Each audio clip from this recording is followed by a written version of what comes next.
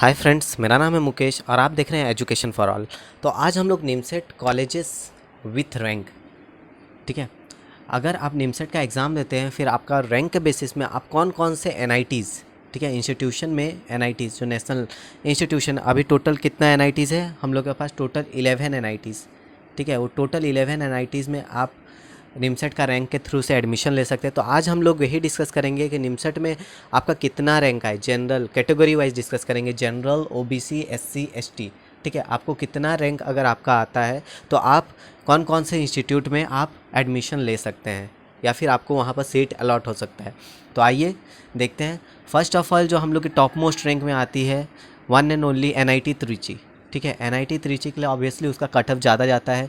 तो जनरल के लिए अगर आप 30 मार्क्स लाते हैं, ठीक है, जनरल में अगर आप 30 लाए हैं तो फिर आपको यहाँ पर एडमिशन मिल सकता है। अगर आप ओबीसी हैं तो ओबीसी में आपका 117 होना चाहिए, ठीक है। ओबीसी के लिए 117 रैंक होना चाहिए और एससी के लिए आपका 630 रैंक होना चाहिए। एसटी के लिए 1050 रैंक होना चाहिए। ओके, सेकंड में आता है एनआईटी वारंगल। एनआईटी वारंगल के लिए आपका 95 रैंक जनरल को वहाँ पर अलॉट हो जाता है सीट, ठीक है। फिर 300 अगर आपका है ओबीसी में तो फिर आपको यहाँ पर इजीली एनआईटी वारंगल में मिल जाएगा। फिर एससी अगर आपका 1200 है कैटेगरी रैंक तो फिर आप यहाँ पर एनआईटी इलाहाबाद, और एसटी के लिए 2460 2460 अगर आपका रैंक है तो आप एनआईटी वारंगल में। वैसे थर्ड रैंकिंग में आती है एनआईटी सूरतकल। एनआईटी सूरतकल के लिए ऑब्वियसली यहाँ पर 170 रैंक अगर आप लाते हैं तो एनआईटी सूरतकल में हो जाएगा जनरल कैटेगरी। फिर ओबीसी कैटेगरी के लिए 500 रैंक के अंदर में आपको एनआईटी सूरतकल मिल जाएगा। एससी के लिए 1900 रैंक अगर आपका आता है तो फिर आपको एनआईटी सूरतकल अलॉट हो जाएगा। एसटी के लिए 3300 अगर आपका आता है रैंक तो आपको एनआईटी सूरतकल। वैसे NIT Allahabad fourth ranking, NIT Allahabad में अगर आपका 210 रैंक आता है जनरल कैटेगरी तो आपको एनआईटी इलाहाबाद मिल जाएगा। वैसे ओबीसी अगर आपका 570 रैंक आता है, 570 रैंक आता है तो फिर आपको एनआईटी इलाहाबाद हो जाए अलॉट हो जाएगा। एससी अगर आपका 2380 रैंक आता है तो आपको इलाहाबाद अलॉट हो जाएगा। एसटी के लिए 4890 रैंक अगर आपका आता है तो आपको एनआईटी इलाहाबाद अलॉट हो जाएगा। वैसे एनआईटी कालीकत के लिए अगर आपका 260 रैंक आता है तो आपको एनआईटी कालीकत अलॉट हो जाएगा, ठीक है। फिर अगर आपका 640 आता है तो ओबीसी आपको अलॉट हो जाएगा। 2270 रैंक आता है तो एससी अलॉट हो, ठीक है। और एसटी के लिए 4230 रैंक अगर आपका आता है तो आपको एनआईटी कालीकत अलॉट हो जाए। एनआईटी भोपाल के लिए जनरल कैटेगरी के लिए 350 रैंक में आपको एनआईटी भोपाल मिल जाएगा। ओबीसी कैटेगरी में 830 रैंक अगर आपका आता है तो एनआईटी भोपाल अलॉट हो जाएगा। 3150 रैंक अगर आपका आता है तो एससी कैटेगरी तो आपको एनआईटी भोपाल अलॉट हो जाएगा। एसटी कैटेगरी 4890 रैंक में आपको NIT Bhopal allot. NIT Jamshedpur 7th ranking, तो एनआईटी जमशेदपुर में अगर आपका 500 रैंक आता है तो आपको एनआईटी जमशेदपुर अलॉट हो जाएगा। 1280 रैंक फॉर ओबीसी कैटेगरी, ठीक। अगर 1280 रैंक आता है ओबीसी में तो आपको एनआईटी जमशेदपुर मिल जाएगा।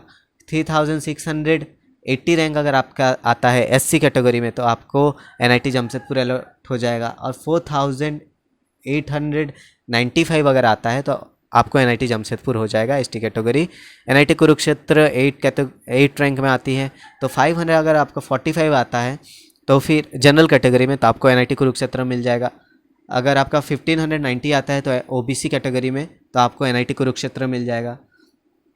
फिर 4170 अगर आपका आता है एससी कैटेगरी में तो फिर आपको एनआईटी कुरुक्षेत्र मिल जाएगा।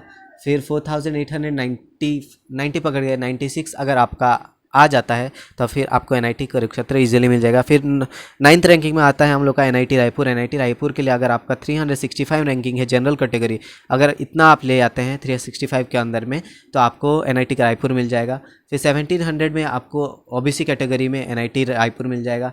फिर एससी कैटेगरी में 4245 रैंकिंग में आपको एनआईटी रायपुर मिल जाएगा। फिर 4897 रैंकिंग में आपको एनआईटी रायपुर मिल जाएगा, ठीक है। एनआईटी अगरतला के लिए आप अगर जनरल कैटेगरी है तो 660 रैंकिंग में आपको एनआईटी अगरतला अलॉट हो जाएगा।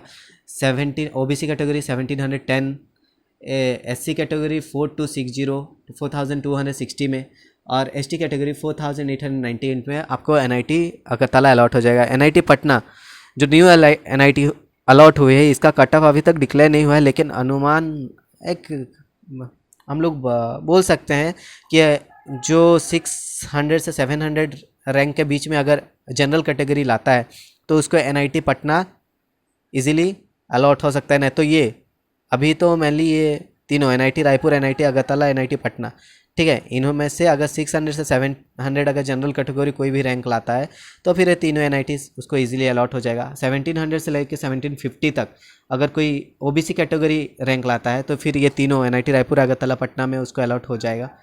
4300 में एससी कैटेगरी के लिए और 5050 रैंक एसटी कैटेगरी के लिए अगर लाता है तो ये तीनों एनआईटीज़ में, एनआईटी रायपुर, अगरतला, पटना में किसी भी एनआईटीज़ में उसका एडमिशन हो जाएगा।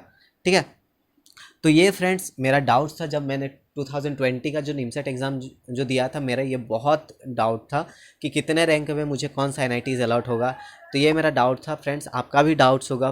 तो इस वीडियो से मैं आपका डाउट्स को क्लियर कर पाया।